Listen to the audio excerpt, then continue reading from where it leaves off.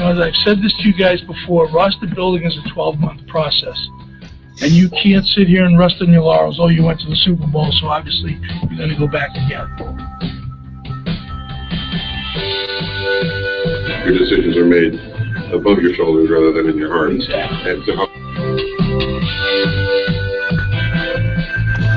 listen, at the end of the day, we're going to do the evaluation. We're going to see what we feel we need, and we're going to do everything we can to get that.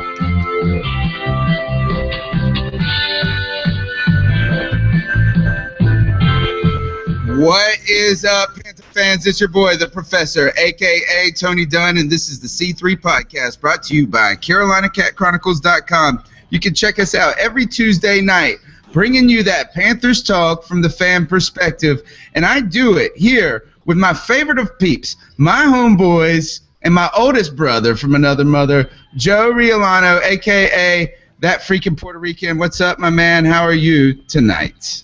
Tony Dunn, it is a beautiful night in the low country of South Carolina. I am so thankful that I get to be here at my house with you guys talking Carolina Panthers, and not just the Panthers tonight. We have a surprise guest. Well, I guess it's no surprise. You can see him right there. But first, we have the return of the draft guru himself, Mr. Mel Mayock. Aaron, it's great to have you back, brother. Hey, man, my favorite night of the week, and it's been a couple weeks since I've been able to be on. I'm excited. As you can see by my background, I'm in a new house. I'm excited about that, and more to come about that in the Ice Up Sun segment later tonight. But for now, very happy to be here, man. Glad to be talking Panthers and Panther draft. All right, as Joe mentioned, we have a special guest tonight, Austin Belisle. Don't confuse him with Belisle my nizzle, right? Austin is a writer from Pro Football Spot and at Vikings Territory. Welcome to the C3 Podcast. Thanks, guys. Happy to be here. Happy to talk Vikings, Panthers, NFC contenders. It's good company. Yeah, the powerhouse of football right now is the NFC. I feel like the tie it's shifted for a while now. But the NFC really has the teams that are competing outside of, I guess we didn't win the Super Bowl. My Joey, my camera is totally frozen. It is. Do you know why? I don't, but I fixed it. I'm back. I was in slow motion. I figured it out. Okay, so we'll be talking plenty about the NFC, but as usual, guys, tonight's show is episode 16.10. Boards go up, new beginnings, and Viking Invaders. Tonight we'll be giving you a peek into the C3 perspective on the draft, and we have a big project that we will be unveiling in the next 2 days. We've been working on it for it feels like forever, guys. In the midst of all the other projects, we have a big draft guide going up. Right now we're at 60 pages of draft information specifically tailored for the Carolina Panthers fan, and looking at it specifically: contracts, drafting philosophy, organizational philosophy, guys that are coming up for free agency in two years. We will be delivering that to you in an e-reader in the next 2 days, and I should have had it out, but sorry, guys. We move. We just do everything. We're always juggling a lot. So I suck, man. I suck. I know. We're also going to talk about, we were planning on having special guest DJ Hunter Marshall, strong safety / outside linebacker, but our conversation with him has gotten moved till tomorrow. So we'll figure out how to get a new beginning to a new part of the show later on. And as I said, Austin Belisle here to talk Vikings invasion. And you can tweet the show, guys, #C3. I already see people talking on YouTube, Twitter right now. So just, you know what to do. YouTube? YouTube, if you're there, subscribe. iTunes, if you're there later on, give us a share, give us a rating, and just help the show grow and help Carolina Panther Nation grow in the process. guys, I do think what we really probably need to do, just to stick with tradition, is to talk about what's hot with the Carolina Panthers as of late. Austria. Good day, mate. Let's put another shrimp on the barbie. No, I'm just getting warmed up. Here's Charlie facing the fire, and there's George hiding in Big Daddy's pocket. Dylan and Dylan, because I spit hot fire. Take a flamethrower to this place! What's hot on C3? You know, really, it's the quiet time when it comes to the Carolina Panthers, and I really didn't have a lot to talk about. Even if you blur through the headlines, most of what people are talking in Charlotte is the waxing that the Charlotte Hornets received by the Miami Heat 2 nights ago. But it does, I peeked on Twitter when I took a breath from that draft guide in life, and I happened to see that the Panthers players have been pretty active today on Twitter. And it looks like guys are excited to be preparing for off-season workouts, off-conditioning workouts start in 6 days on April 25th. And Brandon Wager, our boy, hashtag Wager Minute, hashtag Wager Time, undrafted aficionado, you know, the star of the undrafted series last season, says this, tweeted today, feels great to be back in the swing of things in Charlotte. The grind never stops. These guys are working hard. Joey, I was kind of excited to see the excitement of the players. There's really something special about what goes on in the Carolina Panther locker room last year, the year before. These guys are coming together as a team. They've come together as a team. And look, my son just joined a new baseball team, and he's playing with kids that are, he's only 8 years old, and the only spot we could get him in baseball was in the 9-10 Babe Ruth League. They're stealing bases. It's like intense kid pitch, the whole deal. And the coach, they lost a game, and the coach said, look, we're not a team yet. And he gave this big speech to the kids about being a team. I think we see how important that is in Carolina, and it's nice to see these tweets. Is it nice to you to see these guys excited like we are? Oh, yeah. When I see the level of excitement that the players have about the start of just conditioning, it gets me excited, because a team that looks forward to getting together and sharing the spirit of camaraderie is a team that can really go deep into the playoffs, just like we did last year. We made it all the way to the Super Bowl. We have a great chemistry. We have a locker room that is inviting and all-inclusive. No one is considered an outsider. And that is really important, especially at this level of competition. You know, where everything is so, everybody's so close. It's the little things like that that make the difference. Mel, how do you feel about the excitement surrounding just something as simple and plain as OTAs? Well, two thoughts on the matter, right? First, you know, after the Super Bowl, I still have not been able to go back and watch that game yet. I've been licking my wounds and still hurting. But seeing the guys starting to get excited about going after, and I like the article that's out there on CarolinaCatChronicles.com now about going after Super Bowl 51, right? Go check it out, read up on that. It starts getting you excited again. Starts, you know, cleaning the slate, starting over. Second point is my favorite Carolina Panther of all time, Steve Smith. But boy, does Dave Gettleman look like the hero and look so right in removing him and D'Angelo Williams from the locker room. Even though they're some of our favorites and franchise leaders, but that locker room has come together after those two have left. It's just, you know, just like Joe was talking about, it's much more of a family, much more camaraderie. So that's what I think. I don't know who that ugly guy you popped up on the screen was, but.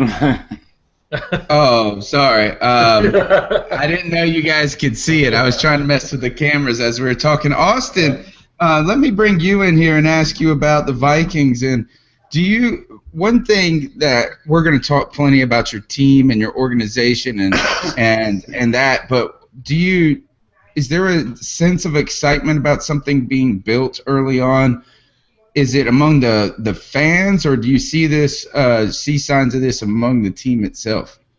Yeah, I think the Panthers are a good starting point because we saw them last year kind of get excited about their season, and everyone thought that the camaraderie they had from taking selfies on the sideline to team photos to dabbing and all this stuff was a one-hit wonder, and you see them get back to OTAs now and off-season workouts now, and they've got that same energy. And I think the Vikings are a little similar in that way, in that when Mike Zimmer came into town in 2014, you get that change, and it takes a while for you to build up, especially to someone as harsh as Zimmer.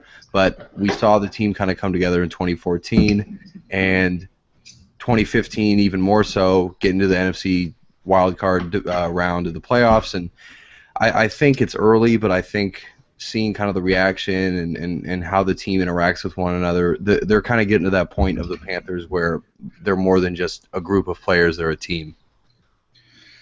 All right, so yeah, and you know what?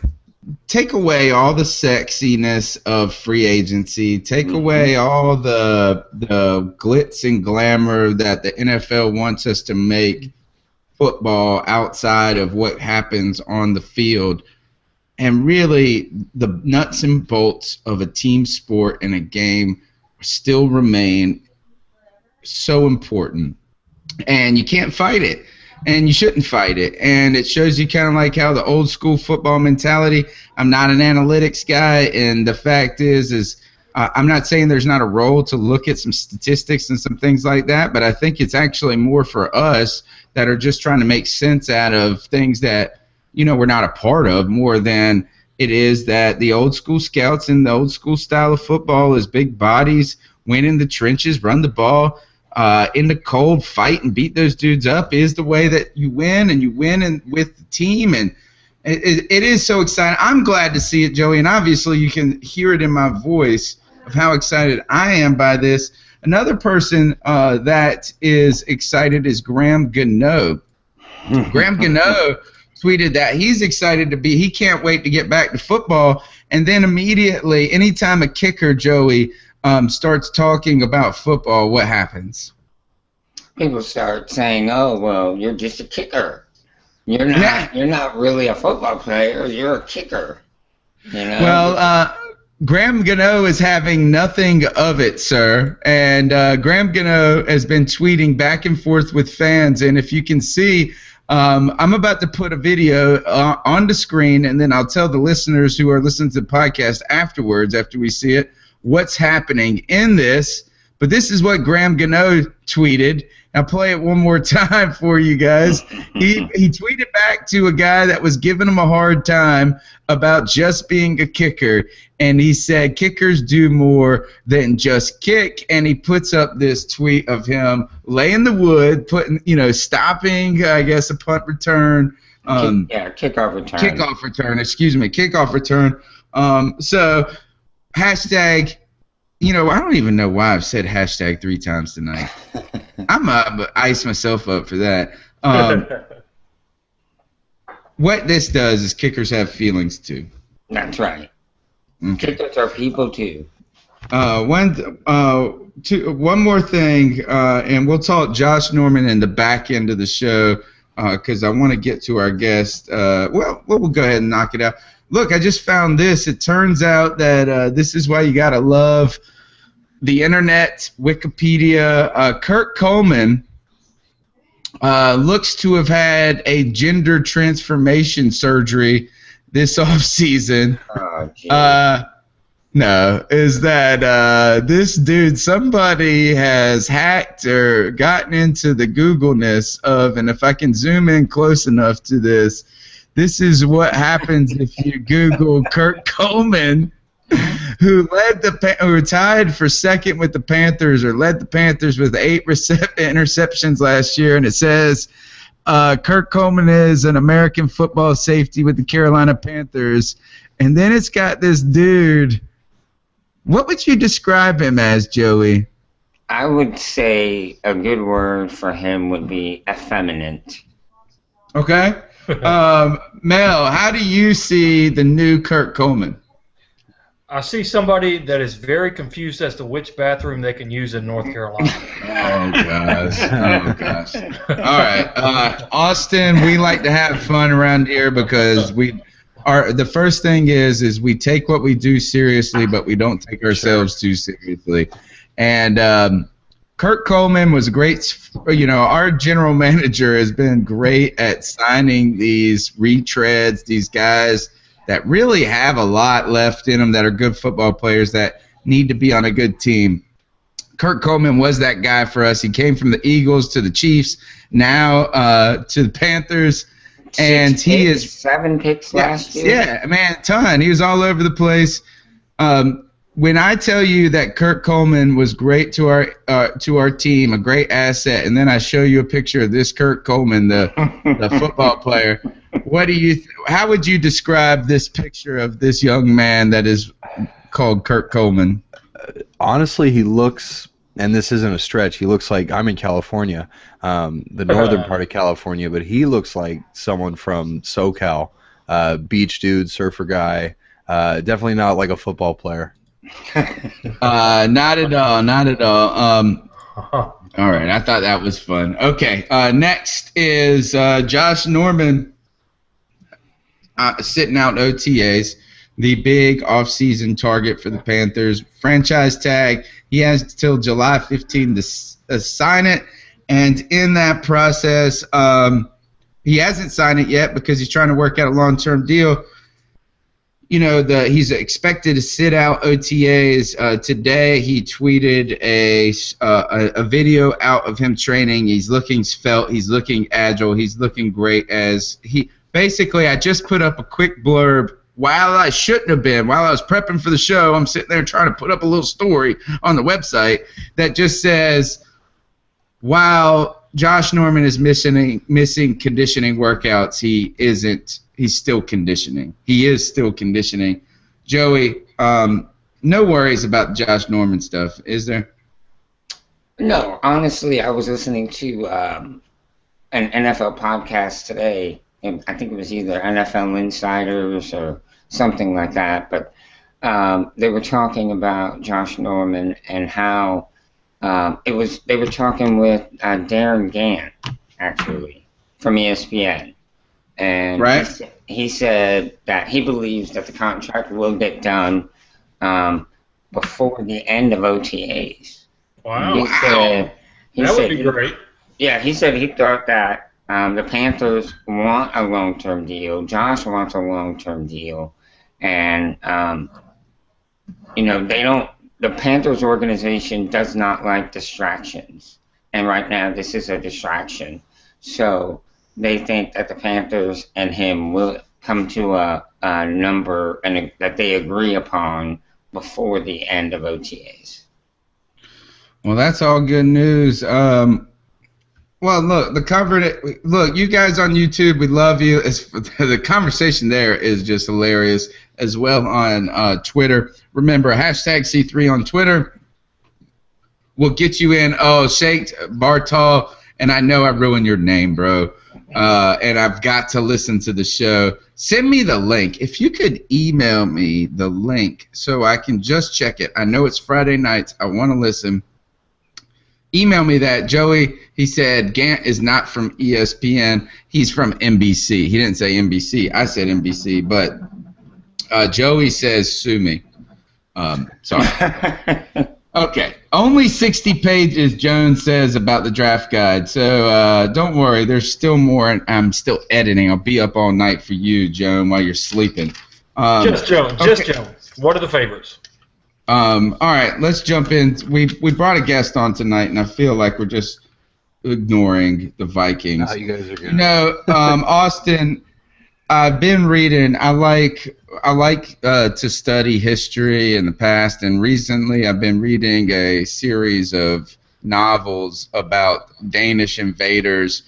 It's kind of like a cross between. Well, it's more like the Viking show on TV on the History Channel. If you've seen it, but it's a little bit more on the historical accurate side. And it turns out that I learned something, and that is that they called these guys Danes, the Englishmen, and Viking is what they did. So they went Viking.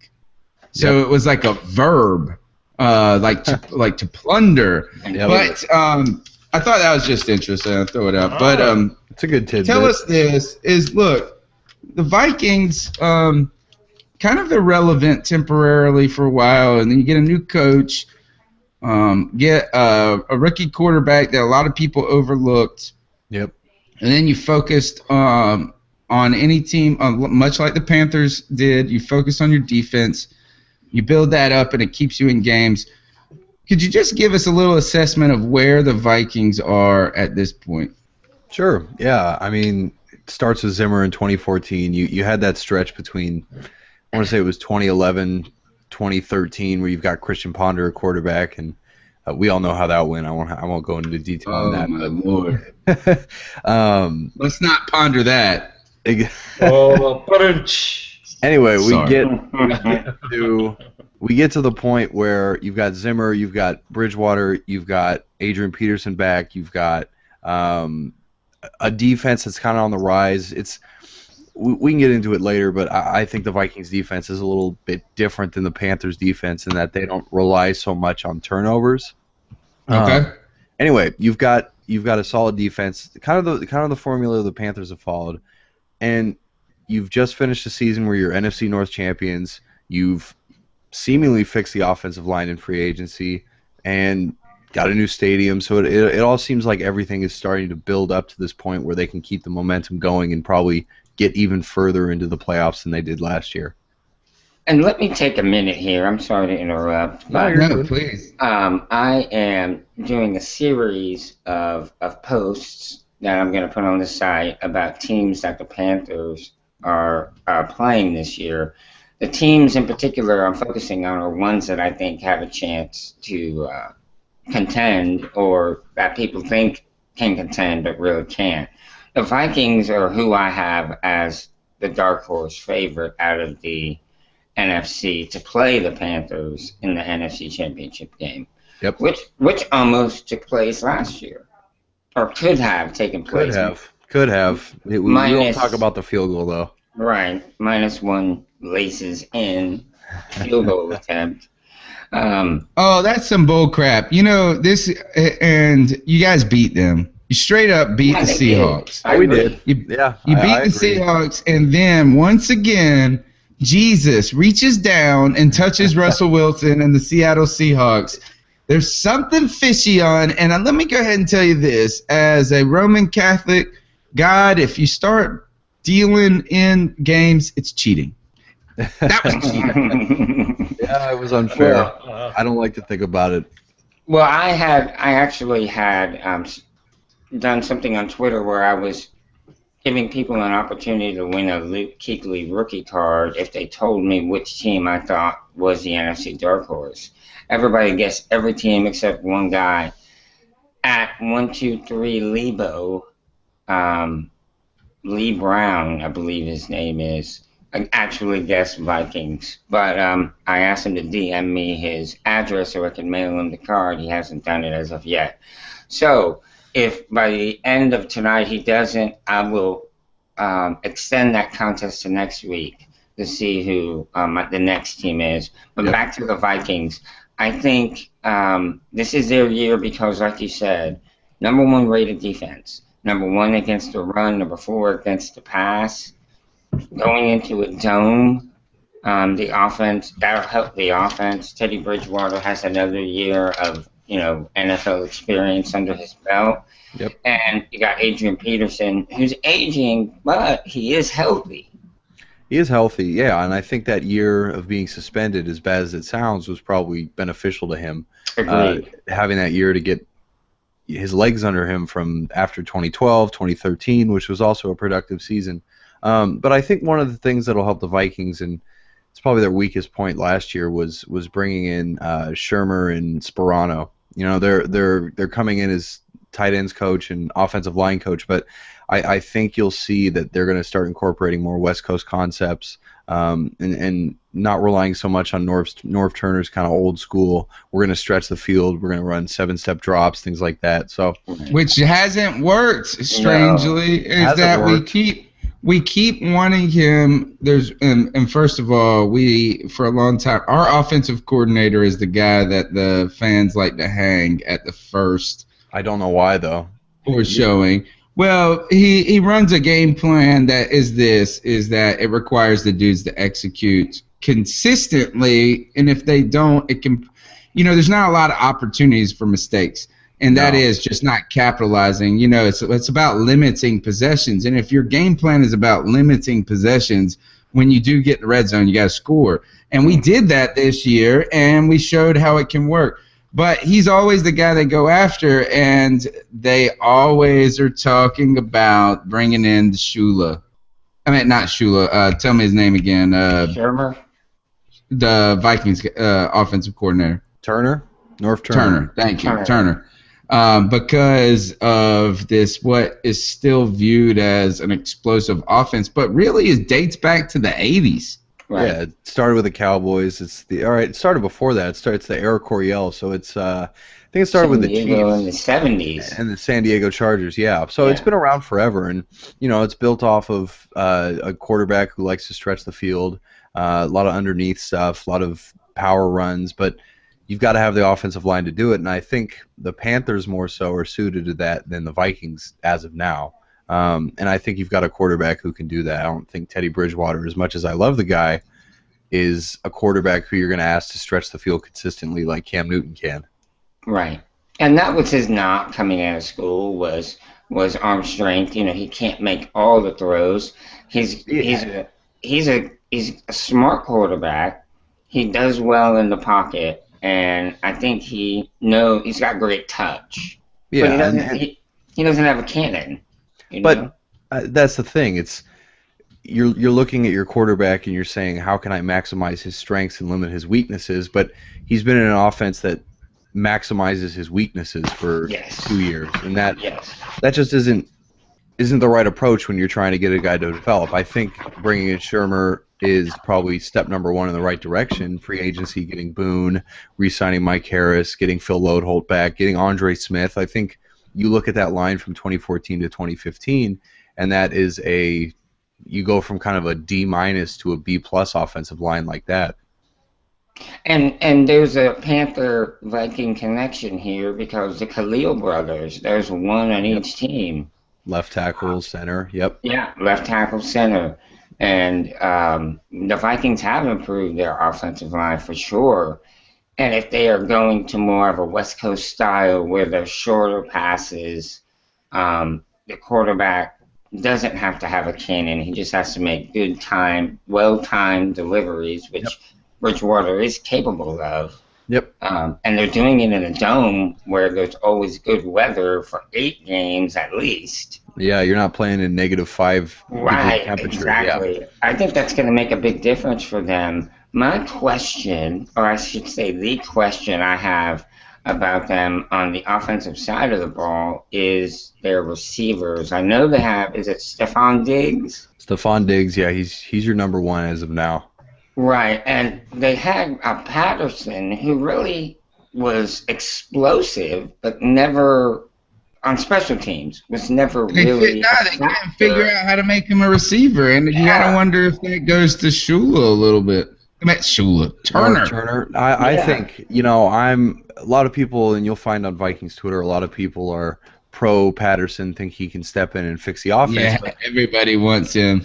No, I'm of the opinion that you've been in the league 4 years now, and you still haven't figured out how to run a route, where to line up on the field, and that's before you even got to Norv Turner. So for me, I don't think he's an answer. I think he's explosive with the football in his hands, but I don't think he's ever going to be a legit receiver. And the questions coming out of college for him were, he's so raw and he has so little experience as a receiver. And is he smart enough? I think that was one of the questions. Yeah, too. I know you don't like to say it that way because you don't. I'm sorry, but that's what we're really saying. I don't think he's committed to learning the craft. I don't think he North Turner's offense isn't an easy offense to learn. It's a little bit different than everybody else's in that he's got his own numbering system. He's got his own names for routes. He's got his own concepts for blocks. And you ask a lot of receiver. You ask your receiver to do more than run, swing passes route. and go routes and jet sweeps. So Right. I don't think I think he's explosive, but the Vikings also have other speedy receivers who can do exactly what he does. All right, we've got some people bringing up some things on Twitter which are not about this topic, but are interesting to us. Is you guys got Captain? They said you have Captain Morgan or Captain Morgan. Is this what they're saying? Or Captain Mulligan is another one people have put up there. We like Little Cap. He still comes on the radio around here. How's he worked out for you as a player with Minnesota? Yeah, I love the guy. I think he's really taken a next step into year 2. Year 1, I think he had some trouble because, again, you're going from Carolina to Mike Zimmer's brand of coaching and picking up the system. I think for any player in that system is difficult. You saw Linval Joseph, who signed that same year, not really make an impact, and then you get to this year and he's an all-pro player. Same thing with Captain Munderland. I love the guy. I love his attitude. I love the way he plays. He's aggressive. He doesn't hold back. He's really good against the run. And I think he's just the perfect slot corner for the Vikings. I think he's young enough that he'll be here for a while, and if he does get an extension in the next few seasons, it's well-deserved. Moving on to this, and I think that we talked a little bit. You've touched upon some of this. How would you assess the free agency of what you guys have done in free agency? And just to highlight some of these things, most notably, you guys signed Jared Allen to a one-day contract so he can retire. Yep. Thanks. Good. I mean, obviously, we all knew stuff like that was going to happen. But you know what? I pulled up your transactions. A lot of re-signs. Yep. Not a lot of action. Not a lot of action. And you know what? This is the Carolina Panthers. Joey's scratching and sniffing over here. God. What would we say? Stop joshing around. Okay. But you look at the Carolina. If you pulled up the Carolina Panthers transactions, really similar. Going through this, I think you re-signed safety Andrew Sendejo. Yep. Adam Thielen, quarterback Koski. I guess these are smaller guys. Re-signed Kendrick Ellis, Mike Harris. Right. Yep. Really, really quiet in many ways. I feel like, and then even Terrence Newman, still 87 years old, with Mike Zimmer. Mike Zimmer likes him, and we know the value of an old guy that knows the game and the craft well enough to not be a liability. I would say this is that if you pulled in an ESPN analyst who is about free agency in the NFL, they would talk about how you guys haven't addressed these things, how you let Mike Wallace go, how you don't have a tall receiver, how this. I always find some solace when we don't see a lot of transactions in free agency. Yeah, and it's my thing is you win during the season, not in March when free agency happens. So it's fine if you get the flashy names. We've seen teams like the Dolphins do it. We've seen teams like Eagles, the Raiders. Well, you did it last year with Mike Wallace. Yeah, a little bit. I mean, it's not flashy, but you paid him a lot. That was a big contract for a dud. And again, it's just not the type of receiver you need in Minnesota. But I think going back to the free agency moves they made, I think number one priority was the offensive line class in this upcoming draft maybe isn't the strongest. There are options out there that can fix our line, and I think priority number one for the team was creating competition at multiple spots on the line, because last year was a disaster in terms of depth, in terms of starting quality players. And so now you've got 3 guys at right tackle who can start. You've got 3 guys at right guard who can start. Your left side of the line is set with Boone and Khalil. Your center's coming back from an injury. So I don't think the names were extremely flashy, but I think they did a good job of filling necessary holes. And, you know, there were a couple other names. I like the re-signings. I agreed with all the re-signings. I thought these were good. These are kind of the glue guys that don't make the headlines, but they make your team better. Exactly right. And I was happy with it. So, you know, fine, we missed on Georgia Loca. Fine, we missed on, you know, other big name safeties. But you've got Harrison Smith. You've got some young guys next to him who should be able to compete. And I think the Michael Griffin signing a Tennessee Titan, a former safety for them, should be good competition. So I came away, you know, I'd give them a B+, A- for what they did. So hey, let me ask you, with the draft coming up here in less than 2 weeks, right? Yep. You guys pick what, 23rd? We picked 23rd. Yep. Yeah. I like being that far back. Yeah. So what do you see you guys doing? You going offense, defense, offensive line? Who have the Vikings been talking to, and what's the buzz around town?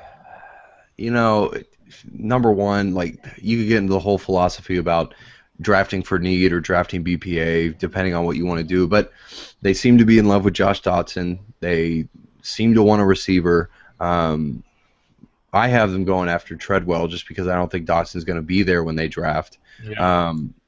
But I think with this group of receivers that isn't necessarily as strong as the 2014-2015 class, you take the best guy you can. This has to be the slowest wide receiver draft class. Yeah. It's like the damn linebackers can run faster than receivers. Yeah, it's unbelievable. It's nuts. I mean, Darren Lee, I think, ran faster than almost most receivers there. Yep. So safeties are out crushing them. Yeah, there's two routes I see, or three routes I see the Vikings going. You draft the receiver you love. If Dotson's there, it's a no-brainer. If Treadwell's there, it's a no-brainer in my opinion. If they're not there, you take a Andrew Billings, you take a Jerron Reed, someone who's going to add to depth that's already on your team. So Vikings are good everywhere on defense. Defensive tackle is probably the position they could improve the most, and you take one in this deep class, or you pull a Rick Spielman and you trade back for picks. My gut feeling says they take a receiver, and if a receiver's not there, they're not going to mess around with defensive tackle, and they're going to trade back like Spielman likes to do. Interesting. And, you know, speaking of safeties that can run, our guest that was going to be on tonight, but we're interviewing tomorrow, and I'm assuming we'll play next week, strong safety out of the University of Marshall, DJ Hunter. The guy is 5'11", 205 pounds, good size. Runs a 4.37 40 at safety.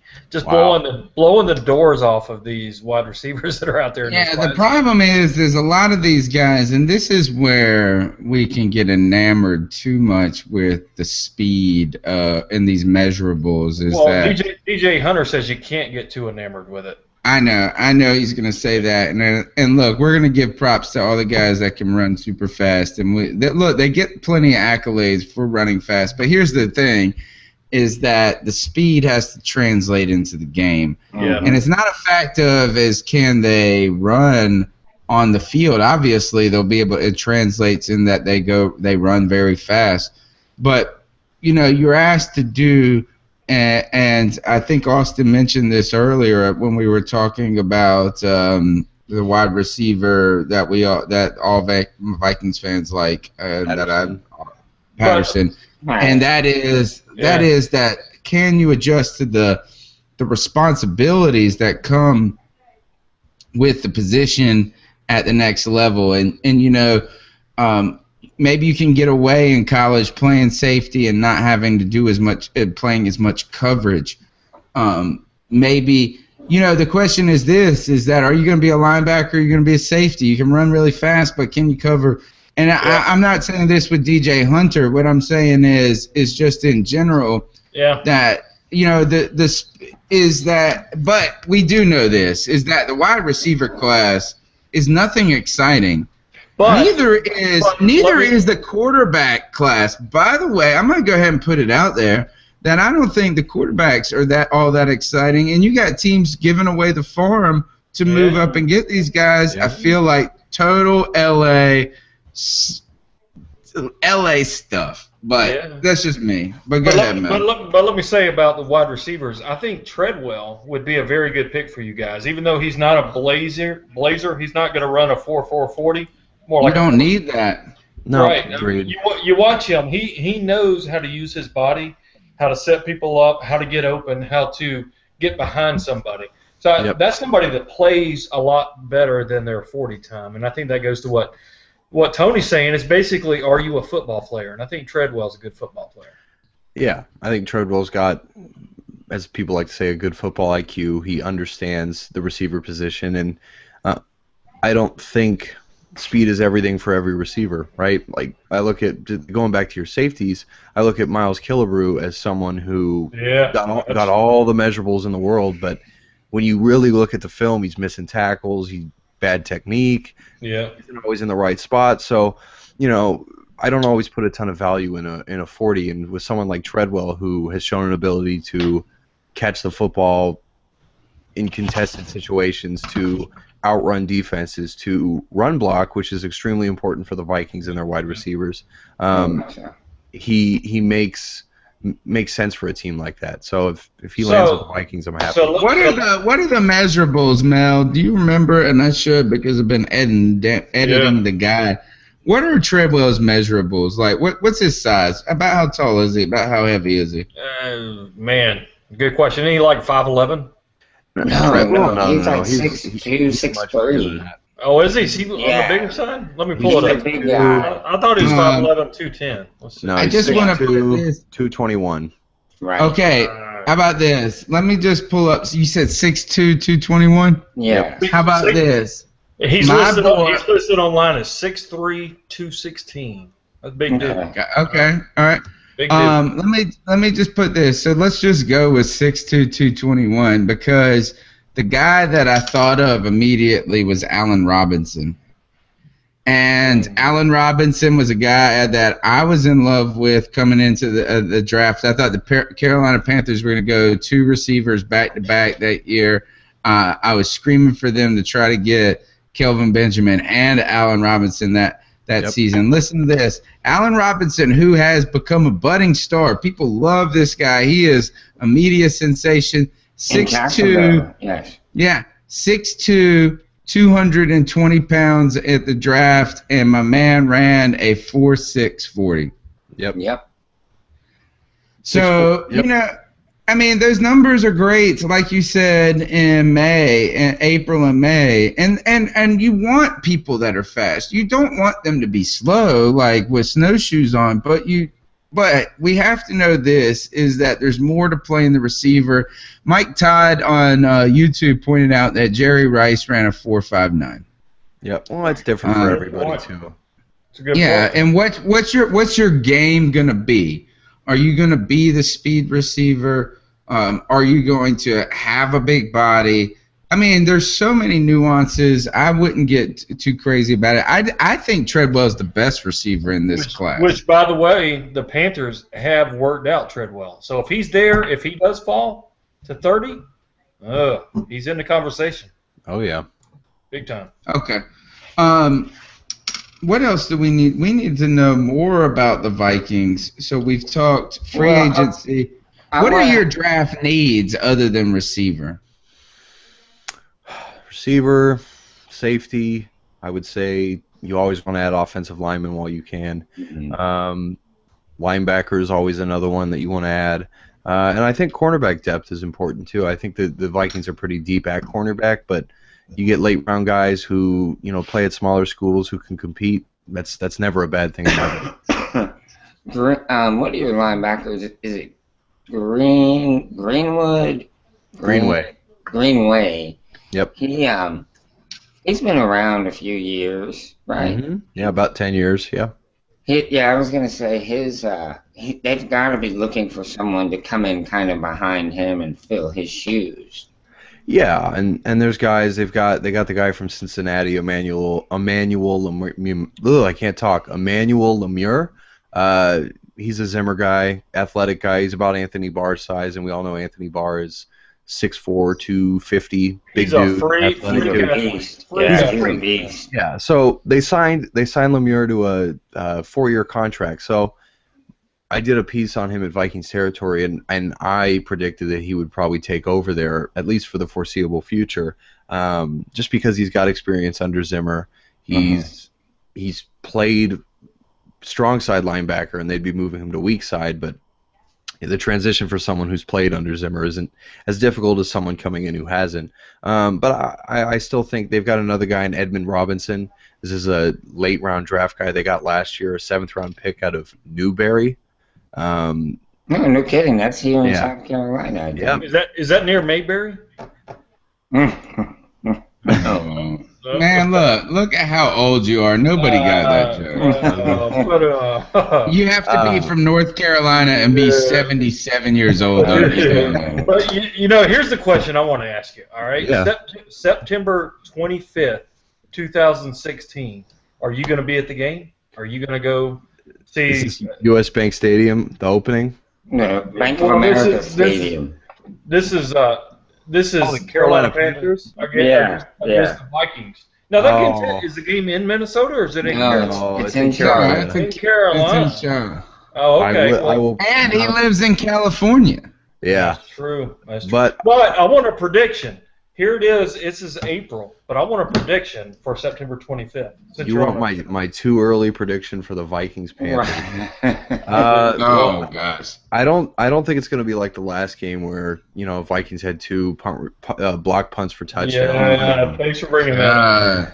I do think it's going to be a competitive game. I'm gonna be biased and say I know. Here's my thing. I know the Panthers scored a ton of points last year. I don't want to say it was a fluke, but I definitely want to say they made the most of their opportunities, especially their red zone opportunities. That's fair. Doesn't seem like a formula for long-term success, but you never know. I don't want to say that and it come bite me in the butt, but I'm going to go 24. Giving us a score. I love it. 24-14. Oh man, he even went score. I love it. Wow. But let me I'll go say, 20. I think that I agree with the freaking Puerto Rican. He was saying before the show that of the teams on our schedule for this coming year, the Vikings are a team that could go really deep and we could see you guys twice this coming year. We could see you Sure. deep in the playoffs. What I've always been impressed about this team, the Vikings here in recent years, is you're fundamentally sound. You're not going to make a lot of mistakes to kill yourself. Right? I mean, you're always going to be there. So I look for you guys to have a very solid 2016, and I'd love to see you guys win the NFC North. So I wish you all the best. I need to know this. We've talked about the Minnesota Vikings for about 30 minutes now. And you know who we haven't mentioned? Adrian Peterson. Adrian Peterson all day. I mean, what the heck? The man is not human. He really is Superman. He is Are a you bomb. taking- No, are- but are actually, you- Superman is our guy because Yeah. Superman is Cam Newton. But who is he? Tell us who you guys see him as. Well, the name that everyone has for him is Purple Jesus. That's that's everyone's favorite way. I like that. The resurrection. Exactly after that knee Well, injury. what I want to know, man, is here at C3 we have a very infamous and famous Infamous. infamous or famous, however you want to say it, fantasy football league. And you're free to join in with this coming year. 48 teams. Wow. It's incredible. 4 different divisions of 12 teams. It's awesome. And this year we're talking about expanding it. But Wow. would you take AP #1 overall this coming year? I would not. No. I would not. Dang. No, and I could say that as a Vikings fan, but I think in 2014 when they took Bridgewater and with these moves they've made this offseason, it's a clear indication that they are absolutely committed to making this Bridgewater's team, and I don't think Peterson is going to get – he's not going to be the focal point like he was last year. 1, he's a year older. 2, he led the league in touches last year, and I think you've got guys like Le'Veon Bell, who's going to come back from his injury. You've got Jamal Charles, guys who can do it all because – frankly, Adrian Peterson isn't a pass catcher. I like to say he's the best runner in the NFL, but he's not the best running back. All right. That's fair. He's gonna crush it. So Yeah. he's saying that, and You know he why? joins our Because league. every time I take him number one, the dude gets suspended for the season, Yeah. God, ruined. Oh, okay. Which I'm rooting for. You spank kids. Oh. So, Okay. Too soon. Last Too thing, soon, man. look, we got to get back to the Panthers, and we've kept Austin all night long. I do want to ask him one thing before he goes. I looked up my boy Linville Joseph, who is a former ECU Pirate, and I live in Greenville, North Carolina. I'm an ECU alum, so this is my team. He's a celeb for us in so many ways. He is rehabbing turf toe, and this is the latest statement back. He says he's almost 100%. And this is quote, he said, "I had a lot of time to rest. I never had it before. Normally it's running backs and skill guys. I guess I'm a skill guy." How awesome is that? He's great. I love this type of football. That boy up the middle just wrecking shop. You gotta love him. Oh, we do. Yeah, he's awesome. He has a nickname. I can't think of it off the top of my head. It's big nasty or something along those lines. And he definitely embodies that. Yeah, he definitely embodies those traits, and I think he's perfect. He is the quintessential nose tackle for the Vikings, and I think if he can stay healthy and he can stay on the field, he really makes that defense better. And he's just a fun guy. He's enjoyable to listen to in interviews, and he just brings a lot of energy to that defense. Excellent. All right, Joe, let's let Austin get out of here. All right, let me ask him. I just want to ask him one more thing. Austin, where do you see, in my post that I wrote, I have... Oh, yeah, Joey, let him have it. Tell him your craziness. I have the Vikings winning the NFC North again. I have them sweeping the Packers. That's great. I'm all for that. What record do you see them finishing the year with going into the playoffs? I think they've got a tough stretch to start. You've got a few games, especially at the beginning of the season, that are difficult. But I think there's a chance. That September 25th game is That's a big one. That's right in the middle of that stretch. But I think the last half of the season, you've really got an opportunity to win a bunch of games, play a few games at home. I think they finished with the same mark as last year, maybe a game better. I'm going to go with 12-4. Wow, 12-4. I thought our bud Shaked on YouTube said 10-6. I thought that was good. 12-4. Well, they went 11-5 last year. Yeah, they were 11-5 last year.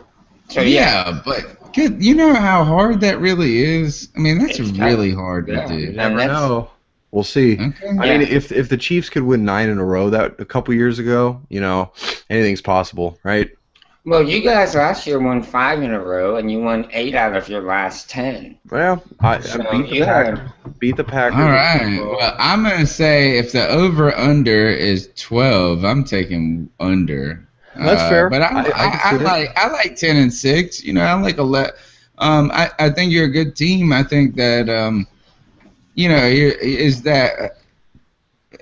12-4 is tough. Oh my gosh. So think of this, guys. We went 15-1 last year, and to think that I hope we say this, that if we go 12-4 this year, we didn't take a step back. I really don't think we did. You know what I mean? Like 12-4 is a great season. Yeah, we'll take that. 10-6 is a great season. And you'll need to do that though. Fortunately though, I don't think the Bears are really going to be able to continue that success that they found at the end of last season or last year, strangely.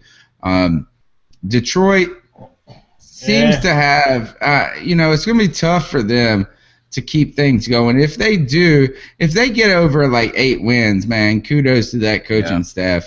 So I think it really is between you guys and Green Bay. And we really just have a hard time knowing where Green Bay's at. Lacey said they dropped 20 pounds.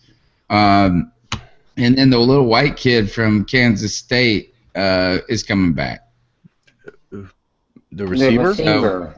Yeah. Jordy Nelson. Jordy Nelson. So the little white kid from Kansas State. Yeah, well, my wife's a lot of my wife's family went to K-State, so they love him. All right.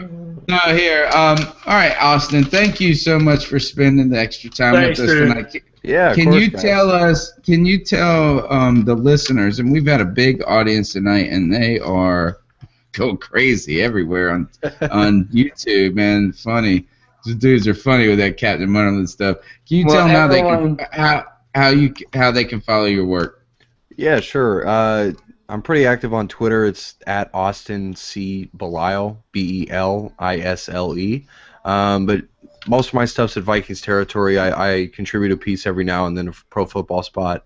Yeah, just you can find me there. It's all Vikings all the time. And I will be in Minnesota next week for the draft, so that's going to be exciting. Oh, nice. Yeah. Hey, Austin, maybe we can have you back on the week before the Panthers and the Vikings play this coming season. Sure. Yeah. I'd love to come back on. And guys, let everyone that's watching and listening please wish Austin a very happy early birthday. His birthday is tomorrow. 4/20. That is my birthday. Sweet. Yes. Hey, guess what? He's not going to be in Minnesota for his birthday. No, California. He's going to stay right where he's at. Awesome. All right. Thanks a lot, man. And we'll catch up with you later on. It was great having you on. Thank you. Thanks, guys. Have a good night. Okay, guys. We're going to turn the conversation continue. We've got some things to talk about. We have not talked about the Panthers, and it is 11 o'clock. I do want to talk about this. We're going to kind of put off the draft talk for a little while. Well, we'll talk about the guide a little bit. We had a question from a listener, and I'm trying to find it. It was they're interested in us talking about the futures contracts that the Panthers have signed, particularly. It looks like, Gettleman is still working on some projects, and I think I pulled up the list and may have closed it. We signed 8 futures deals, but the one particular player that they're interested in, and I don't know a lot about him, Kobe Hamilton, wide receiver from Arkansas.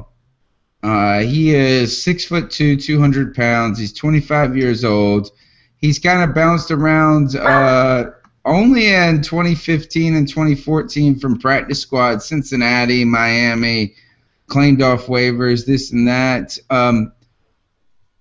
My question is this, is that you got a guy, we seem to be stashing these types of players, right?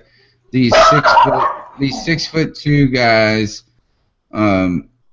Who's the guy that Norwood, right? Yeah, from Norwood. And, what are we going to do with players like this? Really? What's the plan? Do you put these guys... I think I know what the plan is, but, Joe, I'll let you... What do you do with these futures types players that really don't seem to have a fit on the team at the moment? Right. Well, you go through your OTAs, you go through your, your off-season stuff, do the draft, get into training camp, and you kind of play it by ear because you don't want to let them go just yet and then have somebody get hurt and then be kind of, shallow at a position. But there is going to come a time where you do have to decide, well, am I going to take a crap or am I going to get off the toilet? You know what I'm saying? So, deep is that what you tell your dog? So you gotta, at some point you're gonna have to do something with them. But we're not there yet. But there is one futures contract that really has me curious to see how it works out, and that's the big nasty offensive lineman out of Stanford, David Yankee. Tell us about it. That's a quality offensive lineman. Tell right us there. about it. Tell us, because I don't care about any of this. I mean, I do, but like, all right, come on, Mel. So tell you about it because you're not interested? No, I am interested. Tell me about it because you're right. I didn't say that right. What I meant is because I don't know anything about it. Well, David Yankee's a guy that's just a few years in the league. He's a big, nasty tackle out of Stanford. And actually, he was somebody that I was projecting to go as high as in the 3rd round just a few years ago. And a lot of times you get these big, nasty guys that just get into the wrong scheme, the wrong fit. But, hey, this is a guy that really has some potential. So I see that is a very good signing, at least for some depth. And, if Mike Isn't Rivers, he a guard? yeah, he's played guard and tackle. So he did slip inside as a guard. But, yeah, so he's got some versatility up and down the line. He's somebody that I think, if Mike Remmers can resurrect his career, who was an undrafted free agent, somebody like David Yankee certainly has the talent to come in and do the same type of thing. You're right. Damn carpetbaggers. Damn Yankee. Okay. Let's do this. We meant to talk about, and look, we've really had a fantastic show tonight. I've had a blast. We've talked about so many things. We really did get into the Panthers more earlier in the show than we had expected to early on. I do want to talk about a little bit about what's coming ahead on the draft, timelines for things. Mel, the draft is the 28th, right? Yeah, that's right. He's got his microphone muted. Yeah, it is the 28th, yes. The 28th, Joey, we pick number 30. Pick 30. Yeah, sorry about that. I got my dogs going crazy in the background, so I was trying to spare. Oh, is it your dog that's going crazy? Or is it Joe's dog? Joe, is it your dog we got to kill? Or is Yeah. Oh, we got to kill Mel's dog. Yeah, see, my dog. Joey's going to come and murder my children. That's how it goes, man. My dogs are trying to get used to this new house, so they're going nuts. So, I had to put it on mute, so sorry about that. But, yeah, the draft is April 28th, which is a Thursday night. And we're going to have one kick-ass show that night. This will be the 3rd year, and it's becoming a ritual people are looking forward to. It's an event. We get people from all over the globe, all over the world coming to be on the show and just talk about the draft all night long. It's a lot of fun. You got to join us. It really, and I don't know if anybody else does this, and I don't care if they do because we did it on our own. We do it best. Yes, what a cool, and I know it seems lame to you guys that are watching and listening because you're not going to do it for the whole time. But isn't it kind of cool to track the whole process, like us going through as fans, watching the selections, talking about it, like we're drinking beer? It really is. We're all together in the same room, even though it's digitally. Yeah. And you get to see the professor get hammered. Yeah, and here's the problem is that it would be it's actually great news. The drunker the professor is, by the time the Panthers pick, the better the Panthers are as an organization. And the better the reaction. If we were the 7th pick, I would be fine. Yes.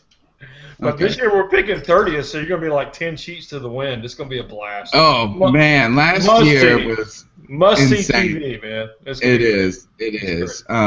Okay. Any other Panther things with the draft? Oh, draft guide. What is going on with this draft guide? Guys, we've broken down, I feel like, every positional group.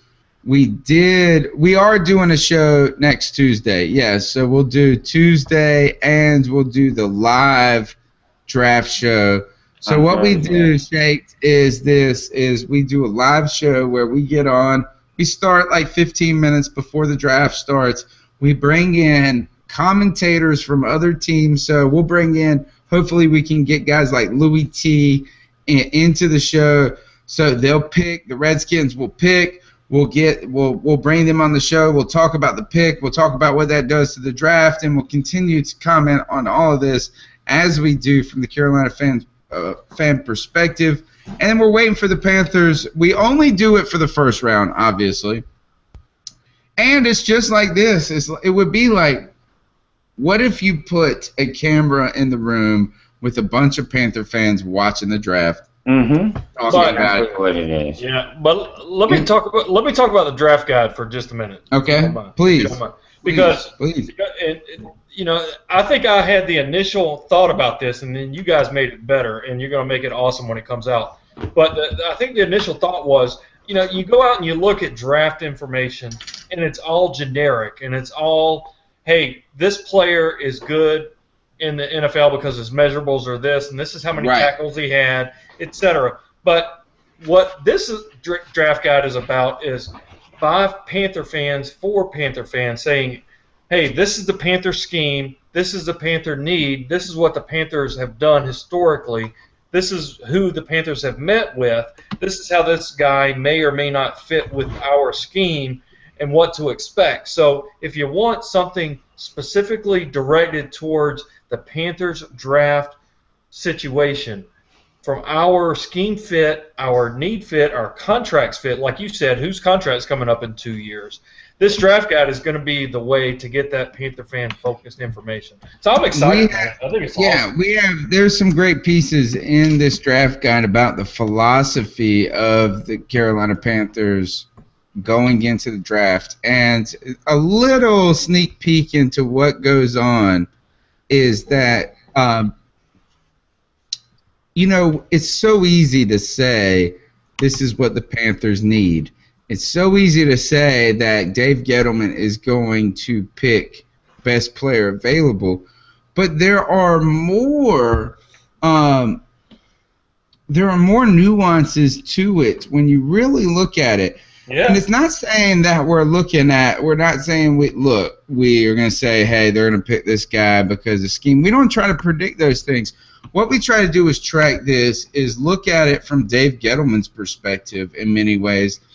And Dave Gettleman is going to pick best player available, but at the same time, he really is taking into account these other factors of expiring contracts, the depth at position groups there.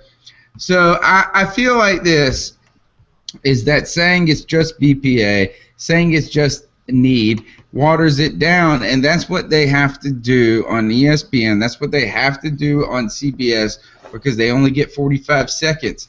This is going to be the most comprehensive draft guide when it comes to the Carolina Panthers.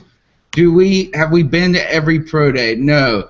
But what we have done is we've continued to look at this from one single angle, and I'm so excited when it comes to, we have dueling mock drafts. It's awesome. Man. We've got contracts.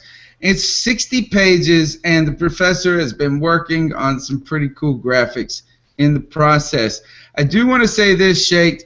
Sheikh Bartol says, I might watch you guys instead of watching the draft in the first round. Yeah. What I suggest is this. Do what we do. We put on the draft, we throw on the closed caption, and then we go crazy. So watch the draft, listen to us, and then everybody's having a blast. Joey, tell us, contender, pretender, Vikings are a contender. Are you giving us a spoiler, or are you giving away a Luke Kuechly card later? All right. Well, I had hoped to give away a Luke Kuechly card after last week's podcast, but the gentleman who guessed Vikings has yet to return any of my attempts to contact him and get his address, and I can mail it to him. Yeah, which is fine. He doesn't have to claim his prize. So what I'm gonna do is, again this week, offer that same Luke Kuechly rookie card to anyone who can guess which team I have next in line of this series of contender or pretender. St. Louis or L.A. Rams? L.A. Rams? It'll start Friday at midnight. Oh, man, okay. You can start guessing, and it'll go through the weekend. And then Monday, I'll put up the post that has the team, and I'll announce the winner next Tuesday on the podcast. All right. Okay. So Vikings are a contender. And they are a contender. I truly believe. Even with barely a, you know what is interesting is they're a contender with barely AP. We didn't even talk about Adrian Peterson. It still blows my mind. Right, we didn't, and that's I think what Austin was saying makes sense. That you don't want him to carry the ball. Now, Joe, you can tell that whoever soda you're drinking there is not a sponsor because you're not putting the logo out to the camera. You are correct. If you pay us money, we show you the logo. When nobody pays us money, that's the problem. We've been doing this crap for 3 years, and Mel said he was going to send me some money later on so we could pay for the damn website. So you guys, by the way, if you like the show, you can do this. What I would say is this, is like, look, I told you I wasn't going to ask for donations for 4 weeks. I've only asked once in a month. I'm not going to ask this. How about this? You go to CarolinaCatChronicles.com. You can do 2 things. You can, if you shop on Amazon, before you go shop on Amazon, you can go to our website. You can go to the shop tab, and it says shop on Amazon. You click shop on Amazon. It doesn't do anything different except for notate that you went from our website to Amazon, and then they help us with a couple of pennies. Pennies, nothing much. But we'll take it. Yeah, we will take it, and we will continue to give it away in Luke Kuechly cards. The other thing that you could do is this, and you're not supposed to say this on Google. If you're there on our website, why don't you click on an ad? Just click on it and then close it. Yeah. That actually gives us like 50 cents. 50 cents! 50 whole cents! Oh, no. All right. But we got lots of other things that we're going to try. We don't do this to make. What we want to do is this: is every person. First of all, how many man hours? We want to be able to afford to file our taxes. Good. At least. That's the truth. Or we want to be able to afford to actually pay for the website monthly. It does cost to run all of this a little bit, which we put out of our pocket because guess what? We're fans, and we're not doing this for money. But hey, we would like to not lose money. That is the ultimate goal. But you know what we'd also like to do, guys, is ice some mugs up. Yes. Right? And I am ready to drop some ice up picks. I know Joe is not ready for the ice up picks. I am ready now. What? Did you write a whole speech? Do you want to go first then? Yes, I'm going to go first. All right. Get him. Go get them. It's going to be short and sweet. All right. I am icing up this group because it's going to be very obvious when I tell you the name of this group. So I'm going to go ahead and tell you the name. It is the Satanic Temple. It is a satanic political movement that first appeared in 2003. What? Yes, and they believe in the separation of church and state. Imagine that. Well, they actually don't have a church. Right, they don't. But they are under attack by radical religious conservatives. They also believe there is a silent majority that opposes this agenda, but remain too apathetic to do anything about it. So, I'm going to say to this group that, Satan is the epitome of evil, and being any type of group that supports anything to do with Satan just makes me really wonder about somebody's mental stability and if they really are aware of what they're supporting. Right. So I'm just going to say ice up to the Satanic Temple because y'all some evil people. And you know what they're going to say to you? They're going to melt your ice with some hellfire. Some fire and brimstone. Yeah. They're like, we don't even care. We just live in the hell. Yeah, they are. And that is, that's my ice pick this week, the Satanic Temple. And honestly, I think that would be my ice pick forever. Forever. You know what? It's the eternal fire pick. That is not the eternal ice up pick. It's the eternal fire pick. Yes, Fire sir. and brimstone, yes, sir. All right, Mel, do you have an ice up pick for us this week? I do. So many of you out there that know me personally, you know I've been moving. So I've been moving from one house to another, still in Las Vegas, just to a nicer neighborhood, but a smaller house. It's just me and the wife, so just downsizing, something more manageable, right? On a golf course so I can play more golf. Nice. You know, just having fun, and the house is beautiful, the neighborhood's beautiful. We closed on it on Friday. And Tony, you've moved recently. You know how just I'm still moving. You know how unbelievably painful moving is. I cannot believe we were actually we were unpacking dishes that we didn't even know we had, and we didn't even remember packing. It's like stuff just multiplied everywhere. It's ridiculous how much stuff we have, and I think you tweeted me or texted me and said you have more. You found out you have more stuff than some small countries, right? Yes. Oh, definitely. Oh, totally. So that was you know what? It turns out that after I bought my house, that I also have a larger deficit than small countries. Yes, thank you. All right, so here I'm getting to my ice up pick. All right, so we buy our new house, we move in, we got boxes everywhere, so we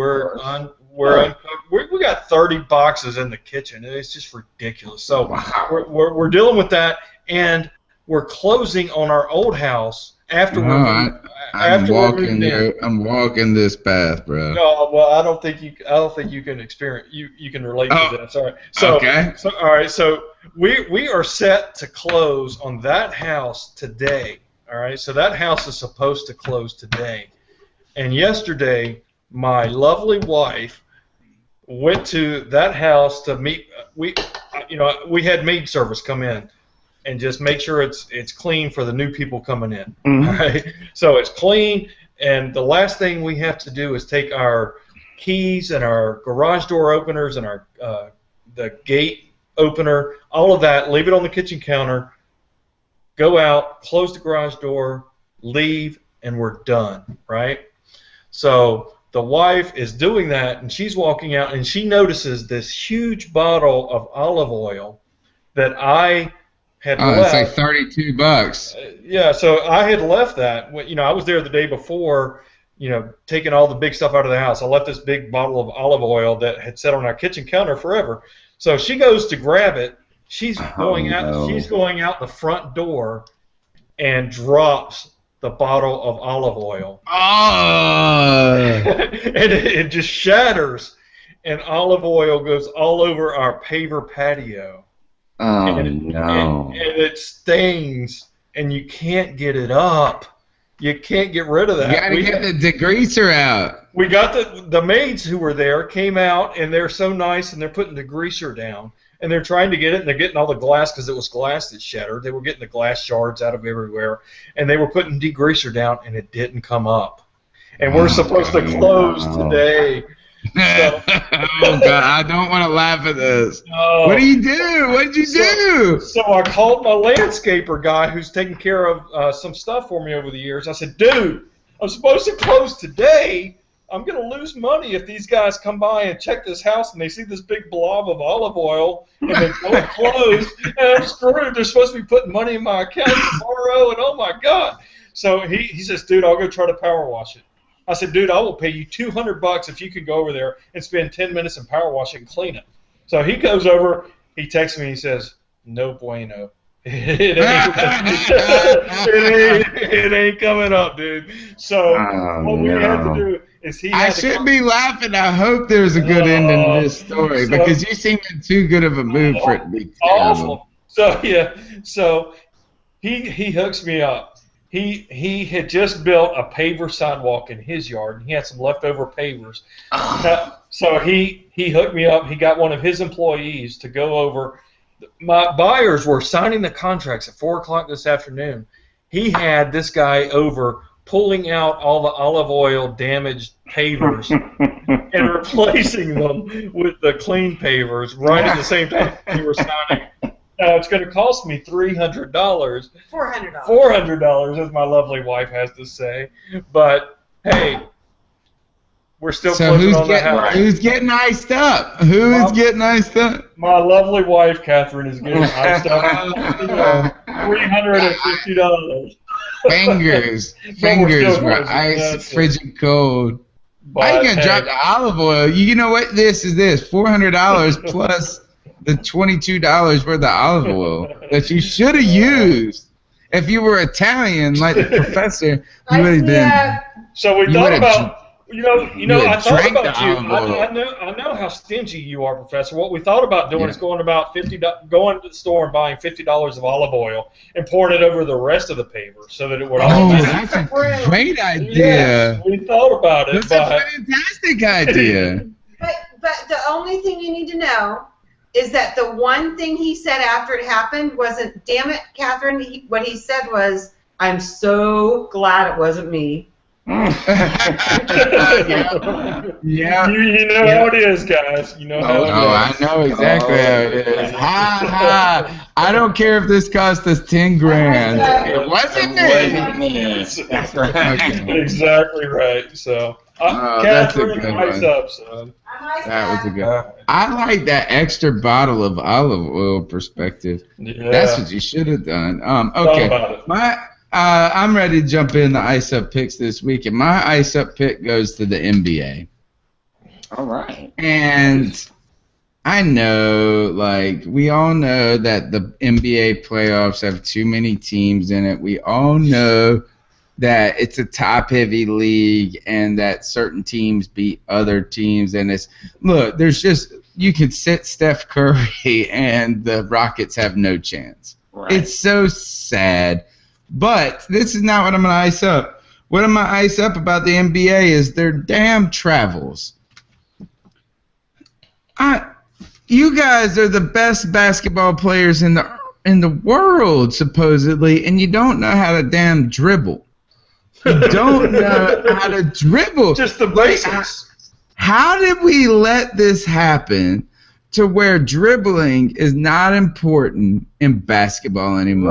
Right. So I'm watching the Cavs game, and who are the Cavs playing? Some team that has no chance at all. And is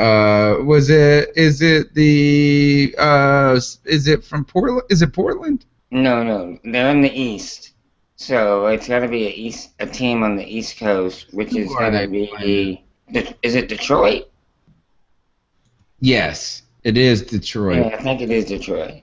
So I'm watching this game, and Detroit is actually playing hard. They're out there trying to make it so it's not that typical beat, the 1-8 or whatever the hell they do.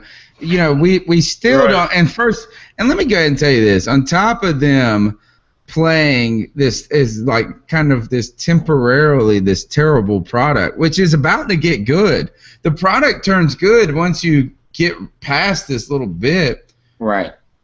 On top of that, they draw it out 7 weeks. Yes. 3. I mean, this series could technically go on to June. I mean, it's just it's so ridiculous. But Detroit's in there. They're fighting hard. They are leading the Heat, and the Heat are about to turn it back around and make it a non-game. And LeBron James steals this ball, right? And comes down and then twinkle toes 5 steps before he takes. And it's not even this. It would be one thing if you took 3 big steps and didn't dribble, because you're a huge giant man. But he took these little on his little tippy toes, or on his huge tippy toes. And why did he not? It was a travel. It was such a travel that even a kid on the playground would have said it. It was just so. Why do they not dribble? It just drives me crazy. They're making fun of me because I don't know what teams are playing in basketball. At the same time, call me back in 6 weeks when basketball is getting closer to the teams that matter. But can we dribble? just dribble Please, the right. freaking ball. It I mean, is a pretty important aspect of the game, really, if you think about it. So to that, and I think it goes to the NBA, and I'm going to tell you to ice up because you just want them, you wanted them to dunk. You know what? Now they're going to make dribbling a premium because now it's a three-point shooting game. Yep. So they're going to be like this. I don't want you dunking on Steph Curry. I want him dropping these bombs on that. So all of a sudden we're going to start seeing Twinkle Toes LeBron answering. All right. We got to jump out of here, guys. It is late. This was not the music I planned to play. So, Joe. At Joe Romano on Twitter. Once the horn goes, hold up. There you go, Joe. It's all you. At Joe Romano on Twitter. Hit me up anytime. We will talk Panthers. We will talk Yankees. We can talk Hornets. There's not a whole lot good to say about the Hornets right now, though. Mel Mayock from Vegas. Hey, never give up, though. The Hornets are going to take it to them tomorrow night, right? That's right. Revenge, baby. But, hey, you can catch me anytime at Panthers Drafter on Twitter, at Draft Tech. They got a new mock draft coming out tomorrow, drafttech.com, or actually coming out on Friday. I'm sorry. But we got new exciting picks coming out there. I do the picks for the Panthers. And next week, join us on Tuesday night. It's draft week. I'll draft all week. Thursday night of next week, special show. You got to be there. You got to check out our draft guide. You got to join in. If you even want to be on the show, let us know. We'll see if we can fit you in. Have fun. That's right. This is the C3 Podcast brought to you by CarolinaCatChronicles.com. Check us out every Tuesday night, 10 p.m. We may go long, but we play hard. On top of that, the draft guide's coming out, $2.99, folks. We've worked our tails off, and you'll like it. And if you don't, it's $2.99. I mean, seriously. Again, give us a like, give us a subscribe, give us a comment. Let us know what you think.